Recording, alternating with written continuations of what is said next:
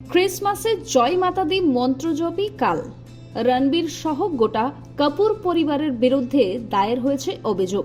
সম্প্রতি ক্রিসমাসে একত্রিত হয়েছিল গোটা কাপুর পরিবার। প্রতিবার বড়দিনে একসঙ্গে নৈশভোজ সারেন কাপুর অ্যান্ড সন্স। এই রীতি বহু বছরের।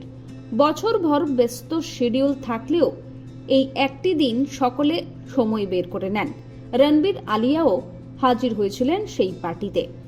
এই দিনই মিষ্টি রাজকন্যে রাহার মুখ দেখিয়েছিলেন তারকা দম্পতি।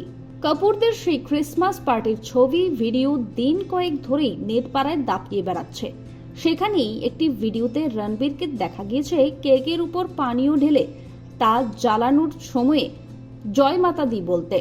আর সেই ভিডিও নেট পাড়ার একাংশের কাছে বেশ মজার মনে হলেও কতিপয়ের কাছে ধর্মের অপমান বলে মনে হয়েছে। সেই পরিপ্রেক্ষিতেই সঞ্জয় তিওয়ারি নামে জৈনক মুম্বাইবাসী ঘাটকোপার থানায় তার দুই আইনজীবী পঙ্কজ মিশ্র এবং আশিস রায়কে দিয়ে অভিযোগ দায়ের করিয়েছেন।